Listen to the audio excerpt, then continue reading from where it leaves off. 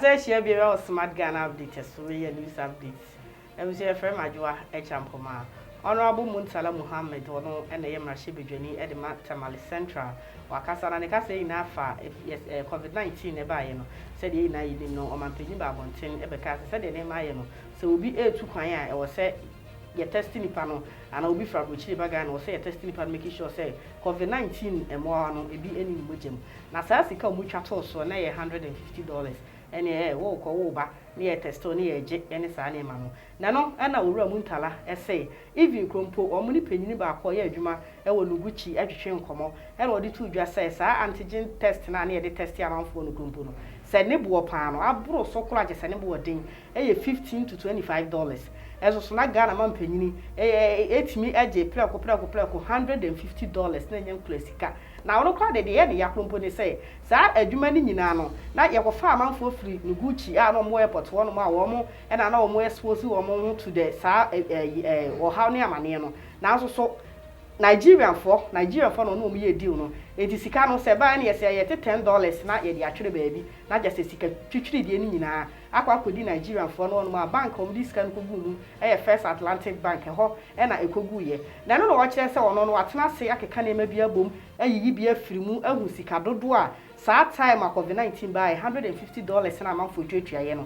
Sicado Ghana for any aye. Now, no watch I say Nippon Qua Sabreno, or more call and no more mobile. Ye cow mubo mono. No more yet 234,250. Now, that 234,250 no.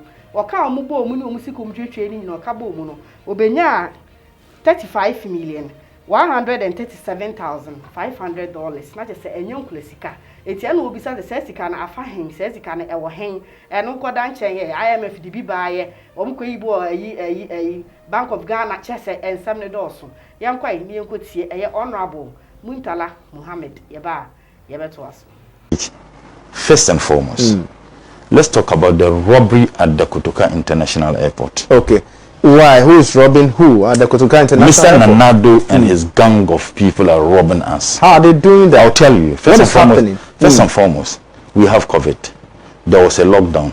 There was a closure of our airports and our borders because we didn't want people to come in with the virus.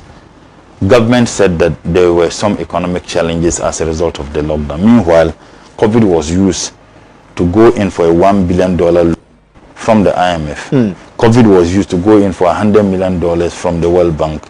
COVID was used to solicit money from people, including organizations and corporate society organizations in Ghana. Many people indeed supported. This president dipped their corrupt hands into the consolidated fund, a fund that was established by President Mahama, took several millions of dollars from that fund. They provided what can never be described as a decent meal for the people of this country, only for us to be told that they were spending 2 million Ghana cedis every day, as if that was enough. Government told us that they were stopping the testing, the mass testing and the contact tracing because of money. Is that not what they told us? Exactly. Now you come and engage in a fraud at the airport, charging every single person who was using the airport coming to this country $150. At that time, a doctor from Noguchi publicly granted interview and said that that was robbery. That doctor said at Noguchi, said that the antigen test estimated cost is between $15 to $25. That same man also said that the antigen test was not conclusive to determine whether a person had COVID or not. Government was engaged in it. A company which was set up that particular month by a Nigerian. First and foremost, I'm not against Nigerians or foreigners doing business in this country. In Nigerian, in fact, by the way, that person's credibility in Nigeria is a suspect. They set up a company, registered a company that month, taking $150. And you know how much government was getting? 3 state agencies are working with this company. Airport company, you have the aviation and another company. All of them get $10 out of the $150. $10, that is what comes to the state through these 3 state agencies. $10. So the $140 goes to this Nigerian. They open an offshore accounts, and they got another Nigerian bank, First Atlantic Bank. That bank engaged graduates of this country and paid them less than 1,000 Ghana cedis a month. regardless the risk that these young people are facing with this, less than 1,000 Ghana cedis a month. Under this government, every deal, you find it being done by a Nigerian, 2 shoddy deals. And I am saying that between September to December 2020, 234,500 people use Kia. This is their own, have passed through the Kotoka International. 234,500. And I'll show you something. And all these people got tested. I'm saying that yes, and they all paid the money. At the amount of they paid 234,250. 234,250 people. 234,250.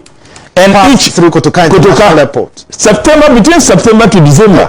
September, October, November, December, 4 months. And each and every one of them paid $150 for COVID-19 test. The $150 times 234,250 will give you $35,137,500. So over $35 million. Where did you get those figures from? Check here. I'm saying that these are their own official information. Sure. Yes. I'm saying that gives us between September to December $35 million, 137,500. And all these things as done by a fraudulent Nigerian deal, a company which the minister designate for health himself told the committee that they were initially operating without license. But the minister indicated I'm saying that please, took him to they were official company who gave them the authority, who gave them the authority to operate without a license.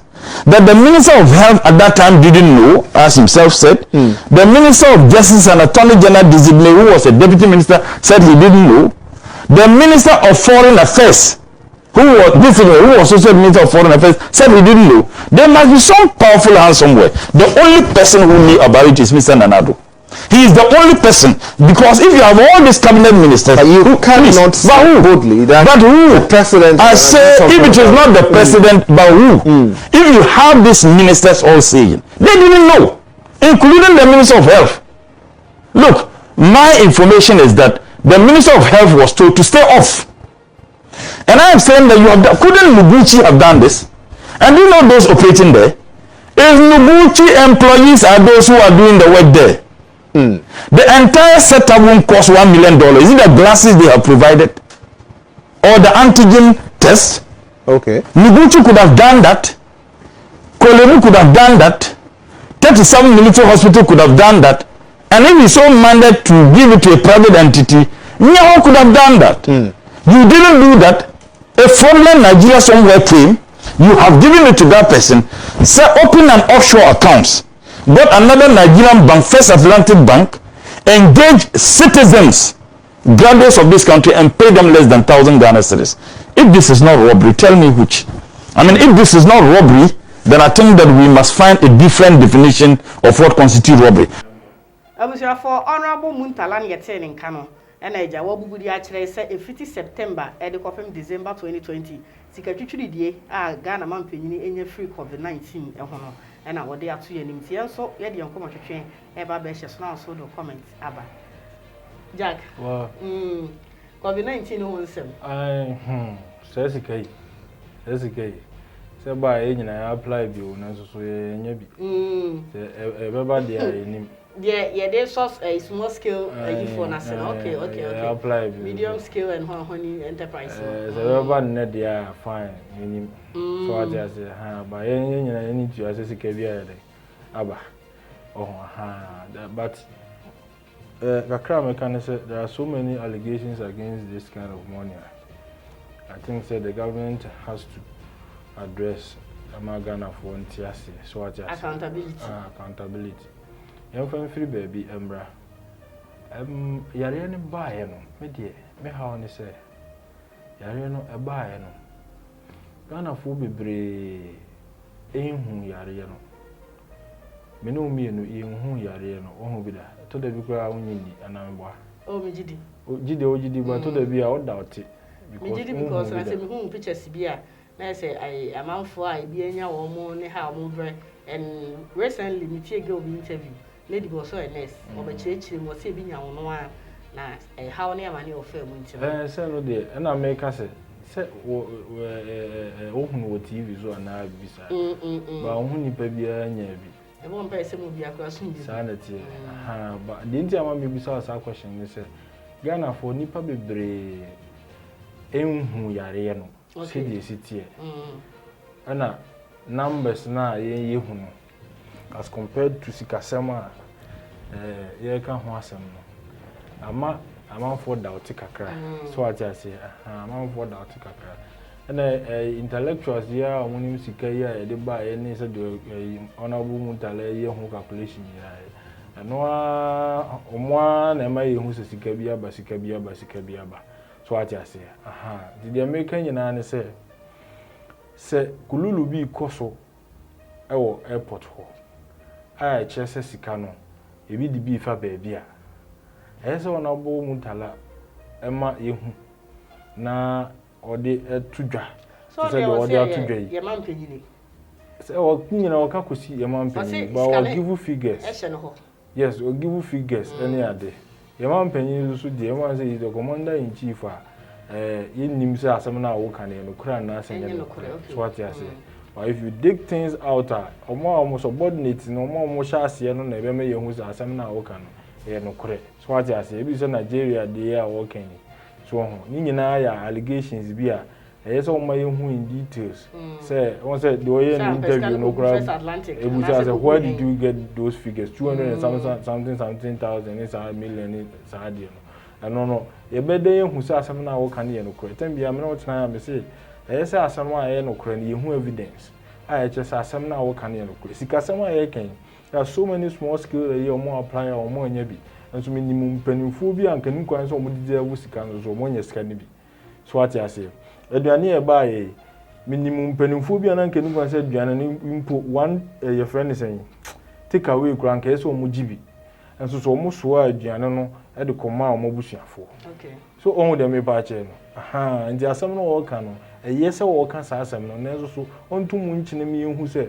asemesi ana obenten na mo so na sika na kwa kodi president ho so what I say na yen digi sankofo out because ansana we information bia from the top ni frase na akoduru soro but me pese ye be go into details nsem a o kan no because me ni evidence bia sa nsem o kan bebre no na figures no me pese ye be go details but I always talk on the layman level yeah obese yen kan ni on the layman level so be sure no hu say asema papa yi kan sa asem we no obeso o kira ye kire mu simple amana tiase so what I say issue ne ba ye me say nyene ever since COVID ba ye no nipa bebre aba be kasa nya ono abumu ntalanko o ma be kasa say COVID-19 ye twa foto ana COVID-19 trust fund e de ma no o kasa you was even kompo consolidated fund bia Abraham Hamman ye hu skei na na de nsa ye den ekobo mu all in the name of COVID-19 na na manfo bi so kire say because of COVID-19 ba ye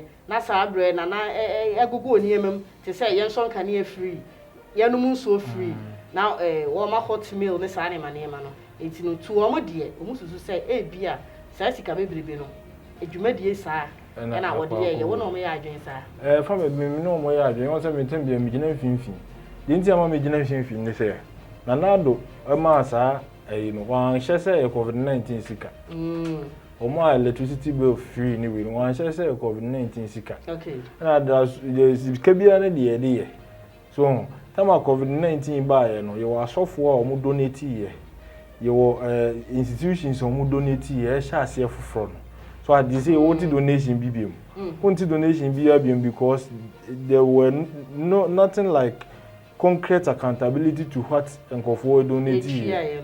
So I just go hone the sika we kuma se na we mu gina ha na ye de ma omo asofo we izan sika ni nyina na ewe so on dem pa che no do you guys say electricity ni za water bill na me asem bi wo ho no ma me support government no because untimi kan che me say electricity e free ni into e share COVID-19 sika obi an kan kire say COVID-19 sika well on dem pa che no say COVID-19 ni sika de ani kwan say e gbo aban na abaso enye say me ka tia MPP anase bisa say COVID-19 sika then we don't have to praise the government. Na just enye aban sika enye aban modern mo sika e dey abase yem fa mo support COVID-19. What did they make an say? Ana they make on just ana say aban na sacrifice dey ni sika my electricity free ni water bill free ni normal. Na we need say aban sacrifice am for the sika na say na ma because time oka say ma be $150 no. Oka say economy no kofom. Etie bia otwa man for light otwa water bill ma aduane ne sa na ma no. E ma economy ne e ba afom. Enu nti no hu say hu behia e say ne be pe we say mean so e dey ajeji ska that was omukọ wo antigen test na yaje 150 no. Enu so me no nya adu. Enu so ne me nya. Me no nya adu because time o mo dey 150 ne ba e discussing no ha. Ama o mo ka say wo no ma wo ba ye be quarantine ye be you say no money nyina ka ho e na me ye jo sa 150 no. So it wasn't part of say they replace the laws ye lose electricity ne you know water bill free no. What I say time o mo discuss no mo ka say because of quarantine, be quarantine wo say they be say cater for any doctors ni ade. It wasn't part of free na they change. Now make can say if all those things are part of free we shouldn't praise the government, say government no why they okay. Symbol how you say the two baby da oh dem me pa che no say government what they are there change free there, then we know say it is going into Ghana's economy. They say the organs almost say ebia now my suggestion say be lose here no and they akoshe 150 but time 150 ni be o man ka say economy ni lose nti na e 150 no. Okay. I don't know Ghana for anti-Asian. So the Omokan is they are fine. I hope you get me. And we know that we are here, the government, especially Mahamata and Mobobisian. Now judgment debt say you call your the capital. So they may patch. Into him funny this just say me who said they are normal. It's one who believe in accountability. I believe in because recently like things that say here are some or one of the NDC members said about Kotoka say the entire and Addo about says we lose but we lose and it's our president the entire Koba and say Ghana for on gas who be Zuano Ghana for gas won't be free water. The Ghana for share and it's a COVID-19 trust fund now move to one for two or man penny babon tiamich the chim. Let's say be a COVID-19 no for two only be a 1 million and 1 million 50 cities at 50 cities. And are you in support of yes. That? Send Ghana for share. I mean, Penanado Asempa, Miss Upper Especially Mahamas, but some Yetimubi. The people are disappointed in small scale sikaya edema fun na edema small scale businesses no. People are very very much disappointed in sikana more texting and more apply any adeno. You get it. But if over out now be accountable to Ghanaians say oh sikana buy since Ghana for yet yase but why anya accountable me say affect me I may apply amenya no me nka say sikano me benefit to make up ya mam me nka bi mam what I say nti say what a free ni we ni free ni na mo dey say sikano akoya you let us know say they also starting no am here hu no say e bia later now well tabo kan bia na sikani ni ho it is scan ba ya no say there be say scan ba dia and a scan nke dey kwa akoya kwan because 2020 was year of rose it is scan nke dey kwa akoya kwan and as aka ma yare ni ba ya impromptu ni yambo aye ho it ye ko yibi and I dey sort am for concern be a letter water light ni aduane no and it any say COVID-19 trust fund sika ba mu dia ade ne yen say enyi ne fa nko hye road ni dabro.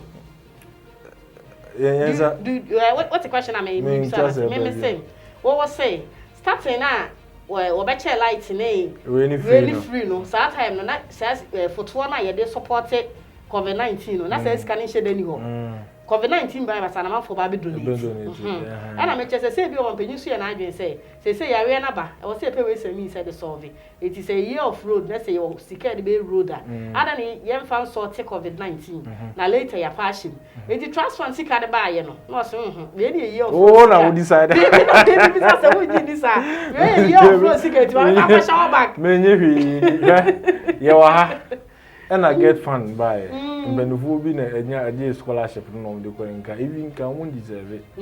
Or just your own classy fool be bria, Nanke say, scholarship no. Now, you might see a couple of that is it.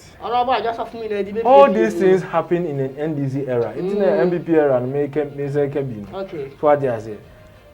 And now more than echo. That means there's money in the coffers.